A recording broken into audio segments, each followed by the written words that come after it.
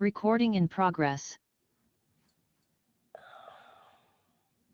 Hi, everyone. Welcome to World Unity Week. I'm Eleanor LeCain, a speaker, author, and advisor to policymakers and candidates. I'll be moderating a conversation about how we can create more unity in the United States.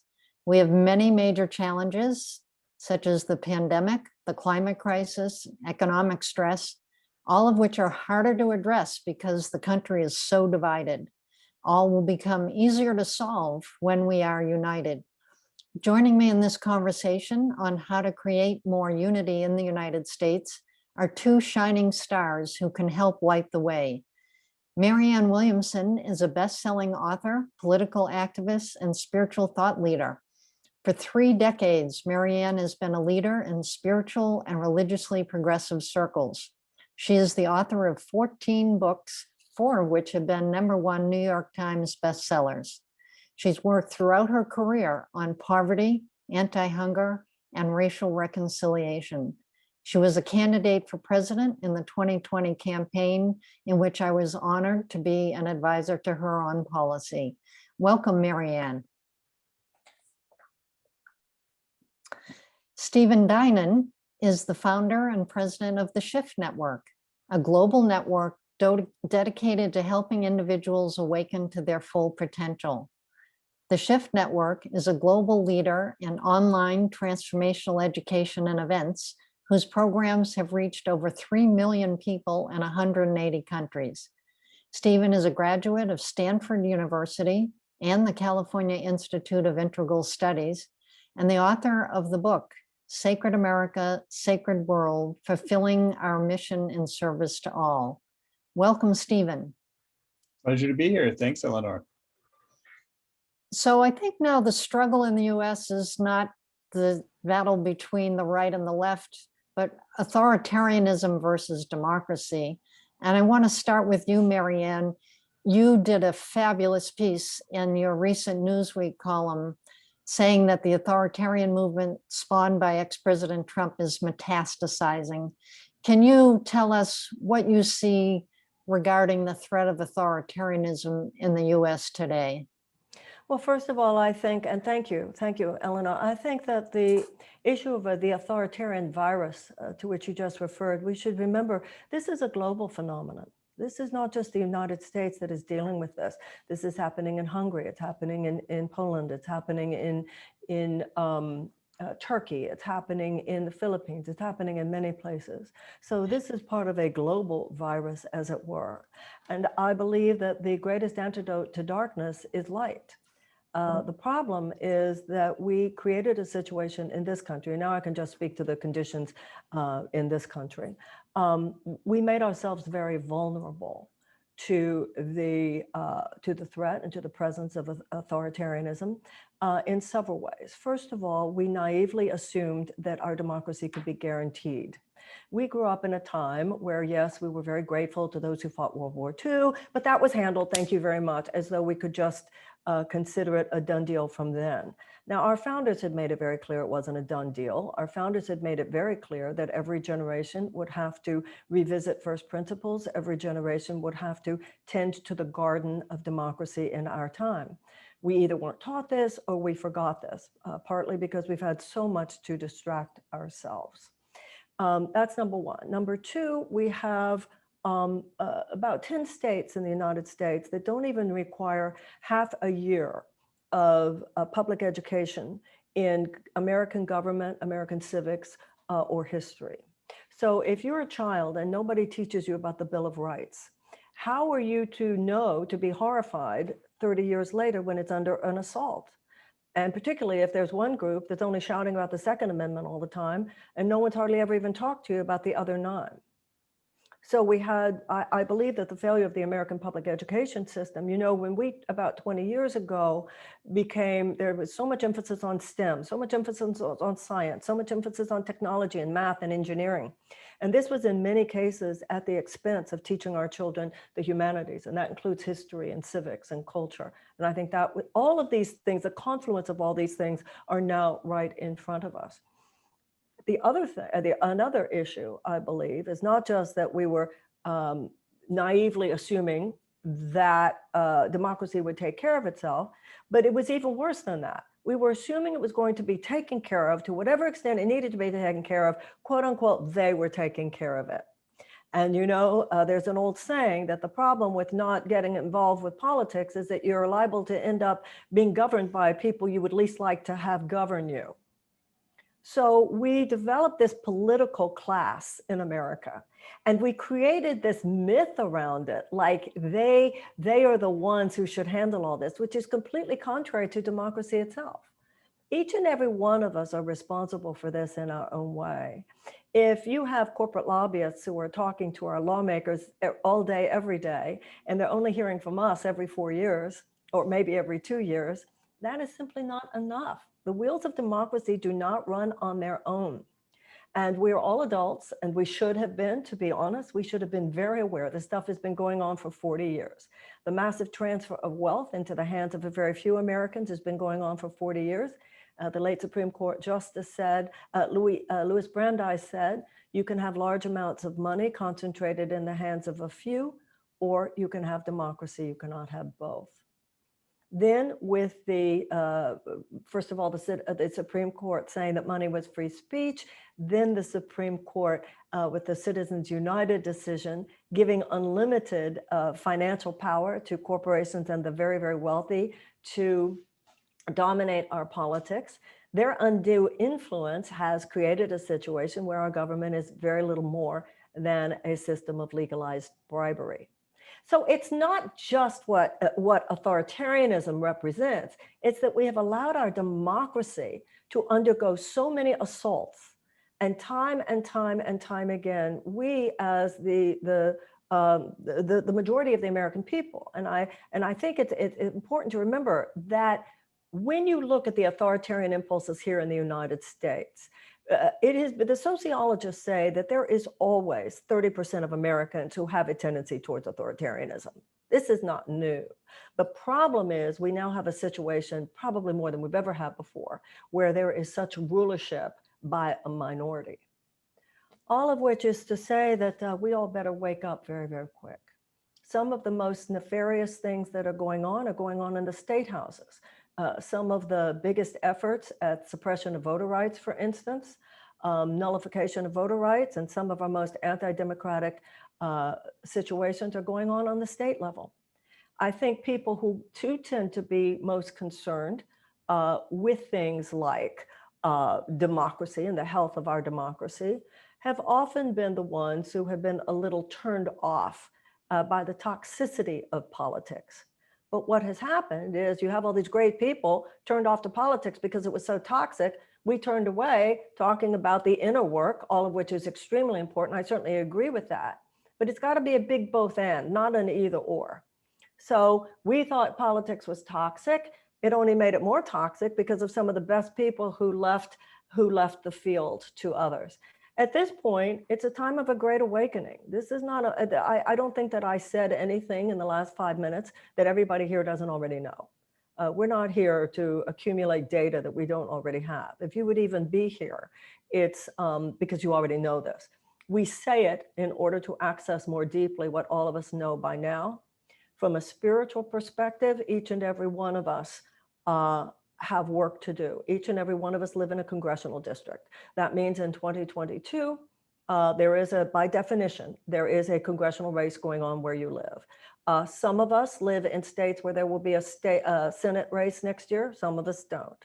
But I believe, because I'm a spiritual seeker and student, I believe that each and every one of us in our own way, I know this is true of Stephen, I know this is true of Eleanor, I know it's true of myself, and I assume it's true about all of you. We place ourselves in service. We place ourselves in service to the world. We place ourselves in service to the God of our understanding. And at this point, we place ourselves in service to our country and answer those essential questions of the God of our understanding. Where would you have me go? What would you have me do? What would you have me say, and to whom? And at this point, that has to include, and I'm willing to get my hands dirty. I'm willing to get dirt under my fingernails. I'm willing to be part of what is nothing less than saving this democracy, for which so many millions have struggled, sacrificed, even at the expense of their own lives. It's now up to us. It's important that we identify the problems in our past, but it's important that we identify with the problem solvers. Abolitionists turned back slavery, and the civil rights workers turned back segregation, and the women's suffragettes turned back institutionalized suppression of women. And the way I see it, ladies and gentlemen, it's our turn. We know what we have to push back. We have to push back, among other things, on the great, great tide and powerful tide of authoritarianism, which has infected this country and is infecting so many parts of the world. And the last thing I'll say is I agree with Joe Biden on that. Don't bet against the American people. It is sort of known throughout the world and thought by many people in the world that Americans often get there late, and we're late to wake up to some things for many of the reasons that we talked about. We're sort of distracted, but it's also true that when we do wake up, we slam it like nobody's business. I think there is an awakening, and I think the next few years are going to see some really extraordinary occurrences as Americans wake up and save our democracy in time. Fantastic. I love that description. You're so right on and so inspirational. And by the way, I just spent this week at the Women's Campaign School at Yale with 80 women coming forward saying, we want to take action, we want to run for office, we want to make things better in our country. So I think you're right. I think there is a great awakening. Hopefully it's as widespread as possible and people act on it. Stephen, would you like to comment on anything Marianne said? Well, first of all, I'd just like to honor Marianne for being one of the most brilliant leaders in America today and understanding really how we got to where we are and where we need to go next. And so it's a blessing to speak after her and somewhat of a challenge. She's such a insightful commentator on the state of things. But what I'll say, what I feel called to say is to first of all think of ourselves not just as the oldest democracy around, but really a young democracy. That in planetary time, evolutionary time, it's really been an eye blink since the founding of this company, and we're still finding our way as a democracy. And part of what we have to overcome is the patriarchal bias that was built into things from the beginning. And that's led to a certain, I would call it an excess masculine, toxic masculine, that's led to sort of intense polarization. It's led to war, it's led to excess militarism and a reduced ability to care for the people who are most challenged in our society. And it's part of why I backed Marianne as a candidate, and I'm a big champion for women running for office in general right now, because we do need to do this historical rebalancing. So what I think is really the opportunity of this moment with the rise of authoritarianism, which in some ways is sort of the political expression of excess toxic masculinity. It's an urge to dominate. There's a cutting off of care for those who have less power, and then there's an exploitation of the power for personal benefit. And so what America got in the form of Donald Trump was a dose of this. We weren't immunized from it with our history and some of our commitments. We got to see an exaggerated version of the outpicturing of what has been in the American shadow really from the beginning, which was borne out in the decimation of Native peoples and the enslavement of African Americans, of the exploitive ways in which we've engaged the rest of the world. And so we got sort of an exaggerated version, a hard to ignore version of that which we need to outgrow.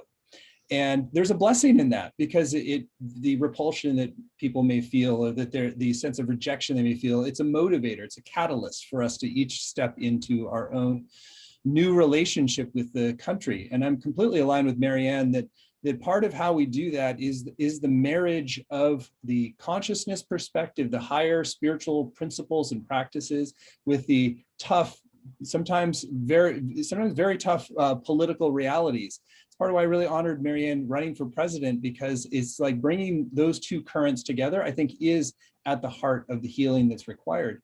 You know, our motto on the coin, E pluribus unum, points, I think, to a higher destiny for America, which means out of many one. And so I believe our destiny path is to lead towards greater oneness.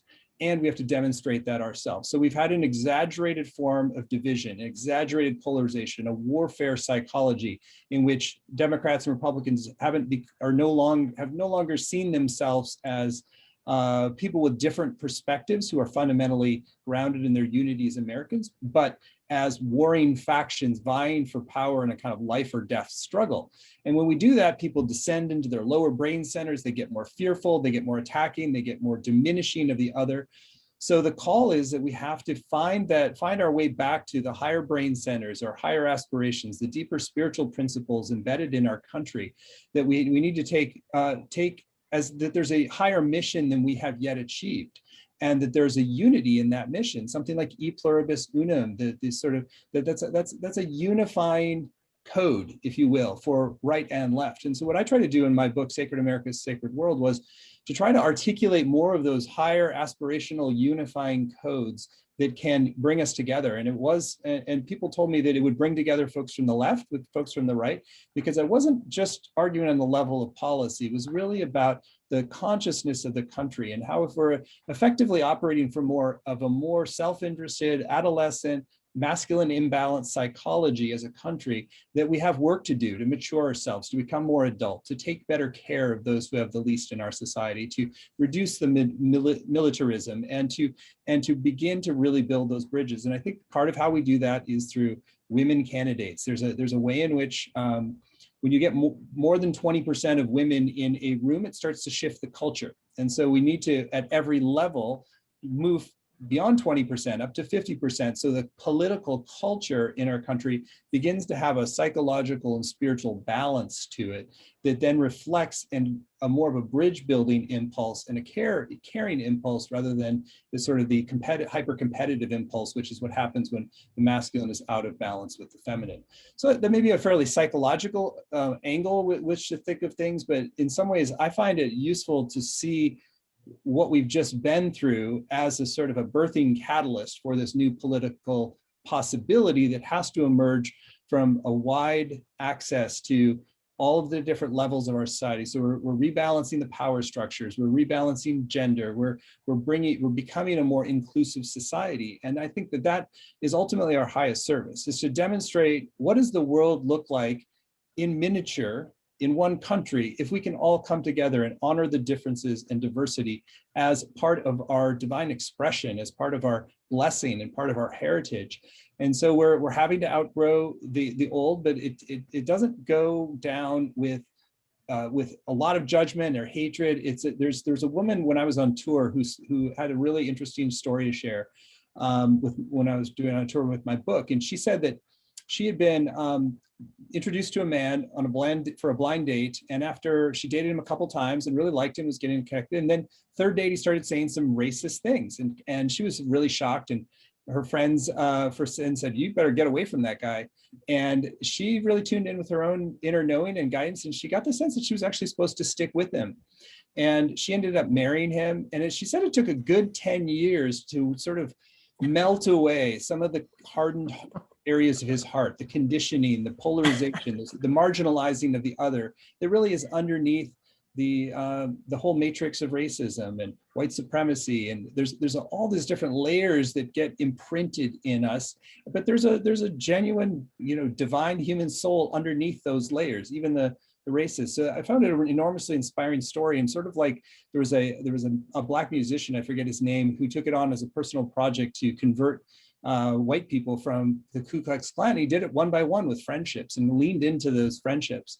And so I think something akin to that is what we all need to take on, is projects where we meet in a sort of a more human divine mode of authentic connection, calling people into the higher principles, out of the negative polarizations, and really start to see our shared devotion to creating a country that really shines. It is a home for all and a beacon for all of the kind of world we want to live in.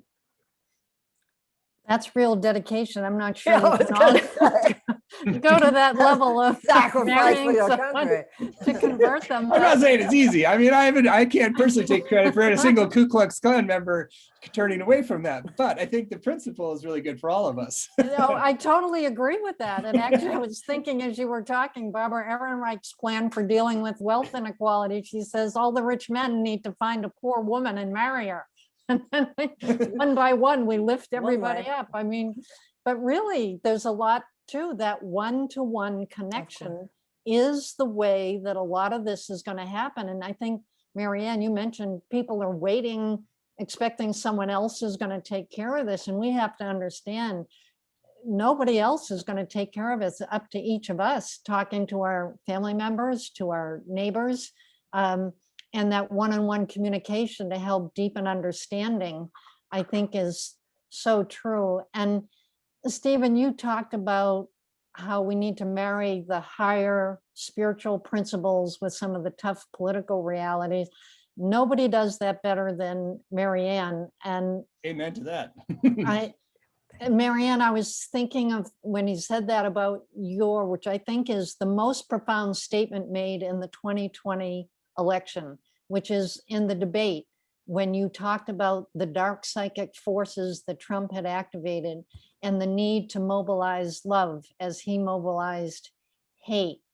And I think you just really went down and expressed the inner core of what's happening with some of these divisions in the country, divisions in families, divisions in among neighborhoods. And I'd love for you, you wrote a whole book on the politics of love. I'd love for you to comment on what you see now in terms of the battle between love and hate, and how do we increase the strength of the love in that battle? Those of us here, and I assume that's most of us, if not all of us, who are students of consciousness, know that there are two aspects of the psyche. There is love, and there is that which is not love. And that which is not love seeks to do battle against love. That's the template of human consciousness. And that is played out in all of us. And it's also played out in groups, because all that a group is a group of individuals. Racism, when you take racism, bigotry, anti-Semitism, homophobia, xenophobia, all of these really lower aspects of the human consciousness, and you harness them for political purposes. That's what I was referring to by the dark psychic forces. But from a metaphysical and a consciousness aspect, the issue here is the power of conviction, because conviction is a force multiplier. I don't think that most Americans are bigoted. I don't think most Americans are racist. I don't think most Americans are homophobes. I don't think most Americans are anti-Semites or anything like that. The problem is that the haters today are displaying great conviction, and that's what makes them so dangerous. If you have 10 people who are convicted around their effort to effectuate an authoritarian, anti-democratic model of organization in the United States, and then you have 100 people who don't want to do that, we're loving, we just want everybody to love each other and get along, but we're not willing to put in the daily work to make it happen, that is displayed by those who hate, then those who hate will have greater force. They will have greater power. It's not a matter of numbers, it's a matter of depth of conviction. And that is part of the awakening today. The part of the awakening is, hey, it's not enough that I love a democracy. It's not enough that I want everybody to have a fair shot in this country. It's not enough that I want everybody to have free speech in this country. It's not enough that I want everybody to be able to peacefully protest in this country. It's not enough that I want free and fair elections. We're living at a time where if you want those things, you're going to have to work for it, because there are people who are who would wish otherwise. Not every generation has what Franklin Roosevelt would call that rendezvous with destiny. And as I said earlier, we didn't expect this, but it is here. Now, one of the templates in all of nature is the functioning of an immune system. The human body cannot exist, as we know, from the dangers of a compromised immune system.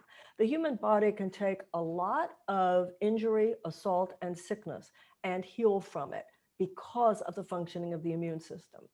The psyche also has an immune system. We can take a lot of heartache. We can take a lot of grief. We can take a lot of psychic pain and over time heal from it, because the psyche itself has an immune system. Now we have to recognize that the civilization has an immune system. Just as when there is a wound, all white blood cells, they rush to the wound, you and I now have to think of ourselves as cells in the immune system of the body politic that has been injured in this country. And when we do see ourselves, and when we do surrender ourselves and ask in our hearts, that's the internal work. the great gospel song. My favorite gospel song is Use Me. Now, Stephen referred to e pluribus unum, and this is an example of the kinds of things you need to teach your children. Our children are not taught these first principles. President John Adams said he hoped that every July 4th we would revisit our first principles. Our first principles are the mission statement of the United States. Just like a company goes on retreat, takes their employees on retreat, and every year they go, okay, let's go over the mission statement. They put it on the wall. Americans have forgotten our mission statement. Our mission statement that all men are created equal. Our mission statement that God gave all men inalienable rights of life and liberty in the pursuit of happiness. Our mission statement of freedom of religion, that you are free to worship here however you want, or also free if you don't want. Our freedom to say what we want, to do what we want, to gather as long as it doesn't hurt anyone else. These issues of that we are many people, many ethnicities, many cultures, many genders at this point, many sexual identities, and yet we are held together by a common fealty to these basic principles. We've forgotten them. You know, what has happened is, you know, we put them on marble walls, engrave them on marble walls in federal courthouses, but they're not engraved on our hearts right now. You can't take your principles for granted.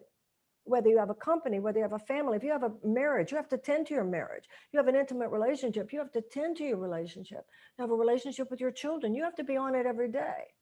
And so I believe that, you know, I think a lot of Americans would do really well reading some American history. And what I learned, you've referred to my running for office, and thank you, both of you, for the kind things that you've said. This is what I learned from my experience. Americans have an instinctive understanding that American matters. We are good people. We are decent people. I have traveled all over this country talking about these things, including as a candidate, I believe with all my heart. There is a nobility, there is a decency, there is a common intelligence, and a real goodness in the American psyche. We are decent people, but we do not have a political system that speaks to people's decency. We have a political system that speaks to people's selfishness. We have a political system that speaks to people's lower instincts in a way. The authoritarians speak to their hatred, but others speak not to their hatred, but to just what you can get and what you can get, thinking that they'll never win an election if they say, well, you might not win so much from this, but it'll be for the betterment of our children and our grandchildren. So I believe that a lot of us could use some reading, some book clubs. There's a book out there called American History for Dummies. If you actually look at the arc of American history, it's a fascinating story. We were born out of a bipolarity. On one hand, we were founded on these extraordinary principles, the pillars of the Declaration of Independence, that we are equal, that God granted us equality, that governments are established to secure those rights, and that we have the right to abolish or alter our government if it is not doing its job. These are the most enlightened principles that have ever formed to the core of the founding of any country in the world. At the same time, 41 of the 56 signers of the Declaration of Independence were themselves slave owners. So that bipolarity is built into the consciousness of the American. It is in our DNA. There's a dichotomous aspect to America's DNA, and every generation has played it out from the beginning all the way to ours. People who are willing to sacrifice, to expand the franchise, to stand on those principles, and to do whatever it takes to preserve them. And there have been in every generation, and I'm afraid, as we know, including ours, forces which, for their own usually economic purposes, would be willing to transgress against those principles, even in the most violent ways. But as I said before, we pushed them back before. We pushed it back. We abolished slavery. We abolished segregation. We gave women the right to vote. There are many times and many ways we established unions. We established child labor laws. There are many things, you know, I feel in this country, there are some people who only want to talk about what we've done right, and they don't have any listening for the shadows. We know as students of consciousness, you have to look at your shadows. But there are other people these days who only want to talk about what America has done wrong and have no listening for what America has done right. And to me, that is equally unbalanced. I think the real transformers among us are those who are willing to do the emotionally difficult work of looking honestly, brutally honestly in the mirror and looking at all the beautiful, wonderful things that this country has done and is doing, and also looking at the very terrible things we've done, atoning for what we've done, making up for what we've done wrong, and being willing to seek justice where there is not justice now, to seek mercy where there is not mercy now. And I just want to end by saying, even today, they sentenced Derek Chauvin for George Floyd's murder. He got 22 years. And I think we need to be very, very grateful for what remains. Some level of justice and accountability was done there. So let's take a moment when we do see justice done to say thank God. And like I said, each and every day, each and every one of us doing what we can to stand on these things. As Stephen said, you never know who you're going to talk to. As we know, nonviolence has to begin in our hearts. We're going to be a violent society until we decide to be a nonviolent society. And nonviolence is not just a political philosophy. It's not just a set of policies. It has to do with our own dedication to harmlessness. And I think that at this point, our effort to purify our souls is as important as our effort to change our policies. Beautifully said, Marianne. And I love your emphasis on the civics education and the deepening understanding of our own country. It shocks me what people don't know. I went into my daughter's third grade class once to talk about the division in the three parts of the country, federal, executive, and judiciary, and explaining that. When I left, her teacher pulled me inside and said, "Eleanor, thank you so much for coming into the class. I didn't know any of that." And this is the teacher. So there's a lot of work to be done on education. And Stephen, I look at you as one of the great global educators for the planet. I mean, you now have had millions of people in your programs. You've had over 3,000 wisdom keepers and visionaries from all over the world in your incredible programs.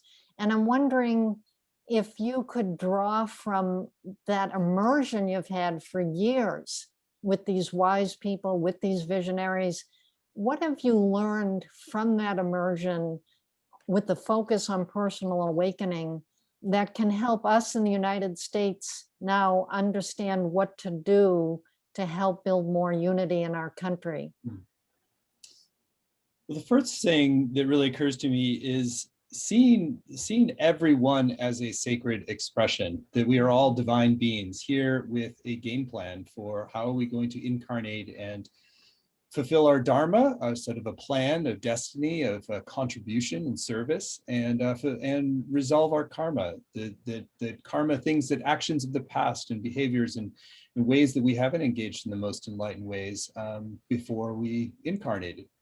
And so if we think of that applied on a wide scale, it's like that we are contributing to the Dharma, the fulfillment of the first principles, the higher mission of the United States. And we're doing that without reenacting our karma, which is to engage in the old kind of petty squabbling, demonization of others that actually fuels the regression rather than the progress. And so I think that one big pivot that I had to make in my own personal life, I'd say in my early phase, I was a little bit more of an angry progressive or judgmental progressive, to say the least, that I really saw progressives as having all the solutions and the conservatives were just putting on the brakes and they were entirely the problem.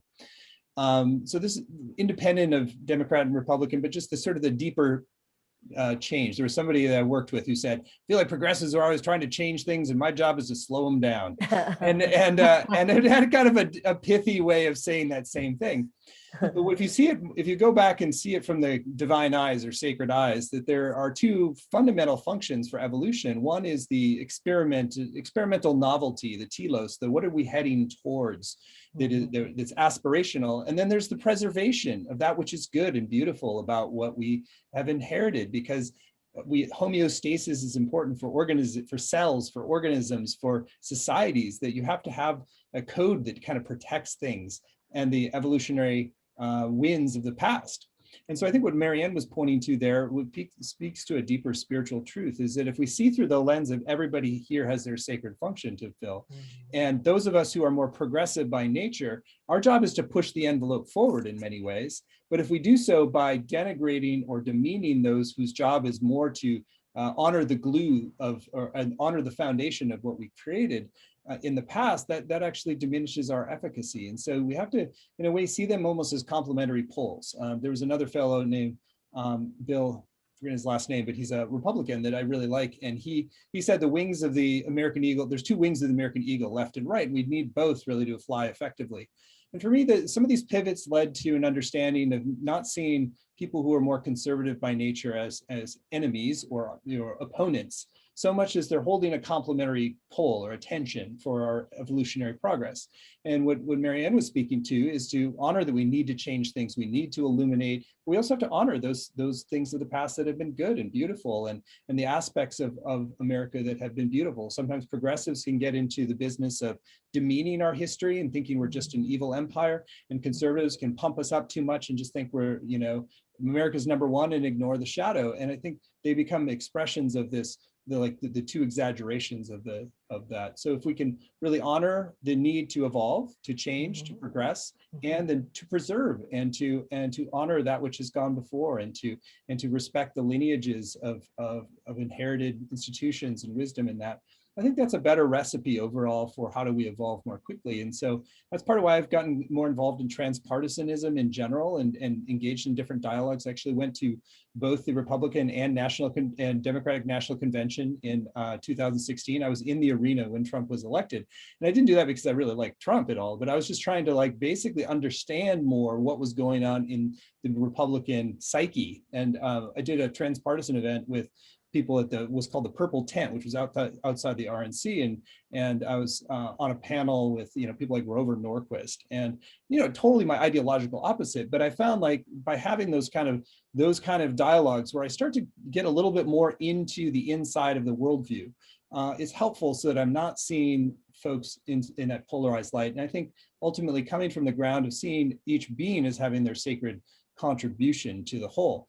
Now, I think the Trump phenomenon has another layer added onto this, which is essentially a cultish phenomenon on top of the natural progressive conservative kind of polarity that's underneath. And I think that what Trump was very adept at doing, and I could see it in 2016 in the arena, is that he's very good at entrancing people, essentially entraining people into his consciousness and believing in him as some sort of messianic kind of figure, and that they believe that he's telling the truth, even though he's just riddling everything he's doing with lies, but he gets them into this cultish dynamic. And so he's created essentially you have a cult that has taken over the Republican Party. And I think what that's going to do ultimately as that dissolves, which I believe it will with our good efforts and time, there's a kind of a breaking of an ossification of the Republican Party. There's going to be a diminishment of power for a sizable amount of time, which allows the progressive impulse to have more space to flower, kind of like what happened in California a decade or so ago, that there was a kind of precursor of this that happened in California. And it doesn't mean that we don't have to work and engage and do everything that Marianne is saying, but I think it provides a little bit more of a ground of kind of seeing the divine complementarity, if you will, of some different political positions. And then ultimately, if we can get to that place of seeing the alternative political perspectives through the lens of they're also making a contribution, it actually strengthens the solutions that we come up with. Eleanor, I think you've done a great job of articulating sort of solutions that go beyond left and right that really just everybody can align around. And I think that has some elements of the progressive forward momentum, and it has to also be rooted in some of the conservative sensibility as well. Go ahead, Marianne. I agree. As Eisenhower said, the American mind at its best is both liberal and conservative. There are high-minded conservative principles and high-minded liberal principles, and they act as a kind of political yin and yang. And I agree that healthy political debate in the United States is a conversation where it is understood no one has a monopoly on truth. I see in my own life that there are places where I agree. Yesterday, I found myself in a very interesting position. I said that those protesters in Hong Kong, that I said something celebrating them, and Ted Cruz said she's right, and all these lefties criticize me. So there are all kinds of situations these days where it's not so simple. The one place where I wouldn't necessarily agree with you, though, Stephen, is I don't see Donald Trump, and neither do you, but man is not a high-minded conservative. No. I was saying he's more of a cult leader who took over the party. Yeah, and he's the authoritarian. Right. The high-minded conservative is not an authoritarian model, and the high-minded liberal is not an authoritarian model. And of course, some of the most articulate criticisms of Trump are coming from Republicans who feel that he's absconded with their party. And I understand that. I also think, though, none of us really know, because none of the founders really wrote about this. In a parliamentary system, more voices can be heard. It's important to remember that political parties were not mentioned in our Constitution, and George Washington warned us against them. And the fact that the Democrats and the Republicans have this kind of chokehold, this duopoly, as people call it, on our political system is not only unhealthy, it is aberrational. No two major political parties have lasted this long in this lock that they have. And in our past, third-party voices have been extremely important. The women's suffrage movement came from the Women's Party. Abolition came from the Abolitionist Party. And interestingly enough, Social Security came from the Socialist Party. So I think at this point, the really almost the hostage taking of the Democrats and the Republicans of the political system is very anti-democratic because it's monopolistic. We talk about it like a duopoly. Actually, it's a monopoly. It's not healthy. We have in the United States, you can get almost a limitless a variety of kinds of tennis shoes, an almost limitless variety of refrigerators and electronic equipment. Why do we have such limited, narrow choices when it comes to politics? So I think that's something for all of us to be very aware of too. Even like with this For the People Act, HR 1, on one hand, this is so important that we, in gerrymandering, it's so important that we end voter suppression efforts, but we also want to be very, very careful because there are subtle and not subtle ways that voices that do not fit in to the Democratic or the Republican pre-prescribed conversations are shoved to the side. I certainly know that from my own candidacy, having been the most Googled person in all 49 states. And then 3 days later, you couldn't look anywhere that I wasn't being described as kooky, crazy, crystal lady, told AIDS patients not to take their medicine, anti-science. This is the way politics works. This is the way they assassinate people these days, either assassinating their character, making them appear as a joke or whatever. We have one major political party that has been taken over in all the ways that we've already discussed here today by a kind of corporatist mentality, placing short-term profit maximization for corporations, huge corporate entities, before the health, safety, and well-being of the American people, the people of the world, and the planet itself. On the other hand, our other major political party wrings its hands a lot because it's really sorry about it and really knows that that's really horrible and feels so bad about the pain that it causes, but still is not doing nearly enough because it too is so dominated by the influence, going back to the beginning of our conversation, is so overly influenced by corporate money. I'd like to posit, and I know that we don't have much time here left, but I would like to posit for everybody's consideration, we are almost in pre-French Revolution conditions here in this country. This country is about to blow. When you have, even before the pandemic, tens of millions of people. We had tens of millions of people. 40% of Americans, even before the pandemic, could not afford an unexpected $400 expenditure. I don't think we have any idea yet, because we don't have quantifiable data for it, the level of economic despair that millions and tens of millions of Americans are in. And I think the powers that be in both major political parties are not seeing the forest through the trees here. And I hope that all of us, when we set out to be the citizens that we can be, are not taken in by either major political party at the exclusion of our doing our own independent thinking. Really powerfully said. I mean, I'll just add to that.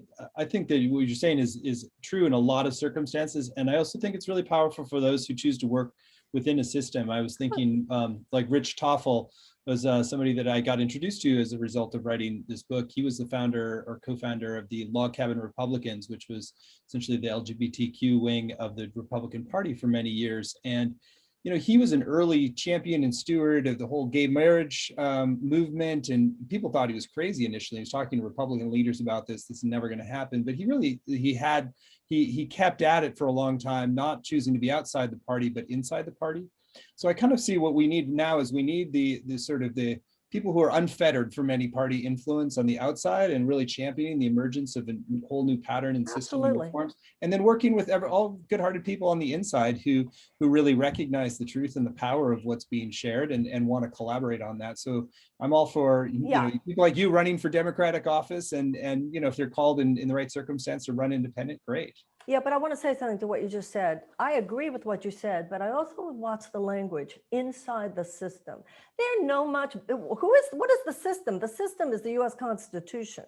Mm-hmm. So the idea that people are working outside political parties are working outside the system, watch how even the language is so exclusionary, made to appear like, well, if you're not in line with what the Democrats or the Republicans are doing, that you're working outside the system. No, the system is that's democracy here. That's the beauty of it. I felt when I was running for president, there was almost like who let you in? And I'm like, James Madison, Thomas Jefferson. They said if you were born here, if you're 35 years or older, if you've lived here for 14 years, if they had wanted to say you have to have been a senator, you had to have been a congressperson, they didn't. And I didn't because they were leaving it to the founders were leaving it to every generation to determine what skill set that generation feels is most necessary to navigate a particular time. So those within the parties have created this political class canard that where we are to believe that only those who have had careers entrenched in the car that drove us into this ditch should possibly be considered qualified to leave us out of the ditch. So I just wanted to put that in. Yeah, I mean, good catch. Yeah, exactly. We're Americans. We're in the system, and that kind of independence is really important for us to never forget. Well, we just have a few minutes left here, and I want to make sure that people have something to go away with of what they can do about it, because I think it is a scary time, and yet a time full of such possibility. And Stephen, your whole name of your program, you know, the Shift Network. Where are we on that shift, and what can we do to facilitate this shift to strengthen our democracy to a more just and prosperous and peaceful world?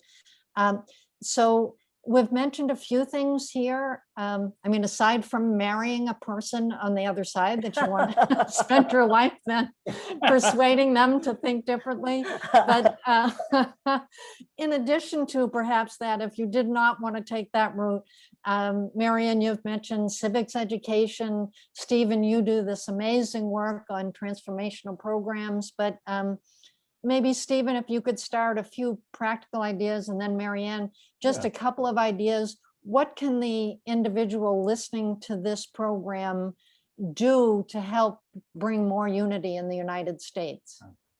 Well, I'd say a couple things. First, invest in your own transformation with practices, with books, with perspectives that are propelling you into, I would say, a more enlightened understanding, in whatever form that takes for you. Because if we're just engaging from the same level, we're always going to be reenacting the same patterns. I think building bridges with those who think differently, and really human connected bridges rather than kind of policy battles, really important. There's a lot of great work in the transpartisan space at different groups. They're building bridges that you can do on a very personal level. And I'd say invest in our democracy. It's like we've gotten involved in citizen lobbying with the Friends Committee on National Legislation. It's very empowering to realize our representatives are there to serve us, and our job is to express our voices and learn how to do that well. So there's groups that they can organize. You go and advocate for different policies, and you really can help move the needle in different ways collectively. And I'd say the final thing is just watch how, like, be attentive to ways that you might add fuel to the fire of judgment, of demonization, of polarization. It's like, can you be a voice of truth and clarity for moving forward, but without, while leaving the dignity and respect of others who have different perspectives intact? And if you can do that, I think then you can really help to heal some of the public discord, because part of what's happened is a social media and a media phenomenon where we're amplifying and sharing the most divisive voices, and each of us is our own media center. And how do we contribute to each word and each action to the healing of that dynamic in the collective?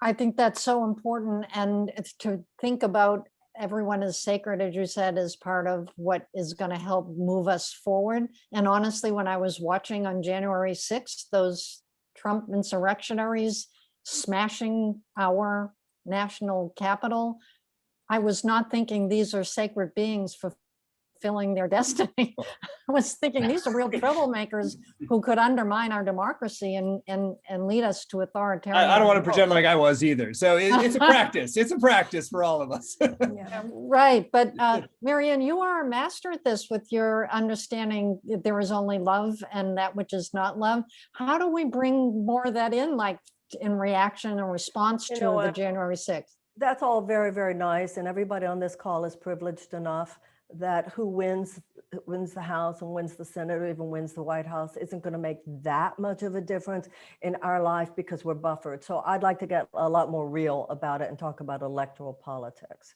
Money in politics is the cancer underlying all the cancers in this country on a political level.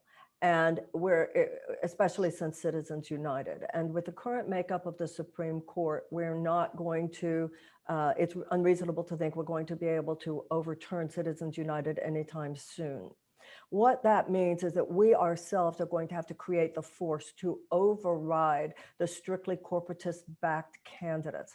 That's not only true in the Republican Party, it's even true in the Democratic Party. So I would like, what I know is how many wonderful people run for office in this country and are running for office next year who just, they're not the kind of people who are getting the huge corporate financial backing. As a matter of fact, many of them are candidates that the huge corporate donors would work to make sure don't get into office, because they do stand for greater financial equity. They do stand for taxing the very, very rich. They do stand for universal health care. They do stand for a Green New Deal. They do stand for greater for greater focus on peace creation and not just increased militarism. They do stand for genuine racial reconciliation, including dealing with police brutality. Those people are not getting corporate backing, and some of them are wonderful.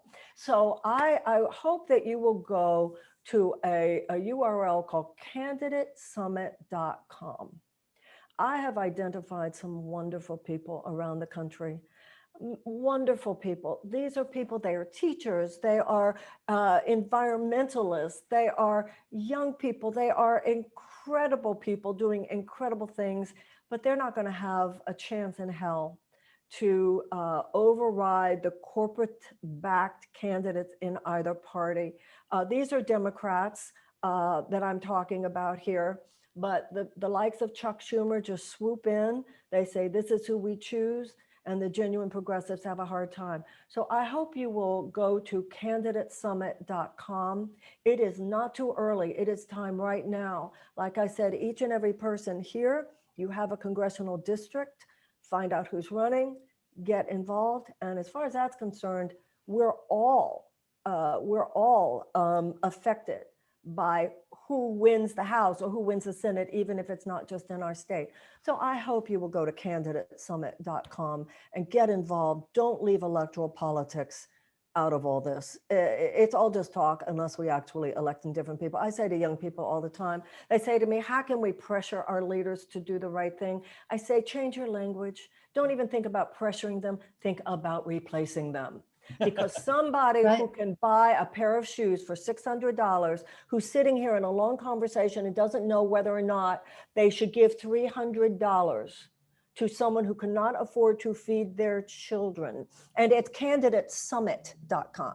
It's not Okay. candidatesenate.com. It's candidate summit. Yes. Anyway, let's Wonderful. elect new people. Yeah. Let's- I'm all for that. And And- don't forget, take the people that you know that are the best leaders and just keep encouraging them to run for something. Yes, Right. and start at the local level. That's how the And- right wing does it. They go in the local, run for school, And including you, Stephen, including you. all right, Including, just run for run- something already. Just run for something. Eleanor, Run get and- started. Everybody. run and vote, run and vote, run and vote. Okay, that's fabulous. That's all the time we have. I really want to thank my two wonderful friends, Marianne Williamson and Stephen Dinan, for a very stimulating conversation and very hopeful. Thank you, Thank you. everyone, for being here. It was a joy and pleasure. Bye-bye.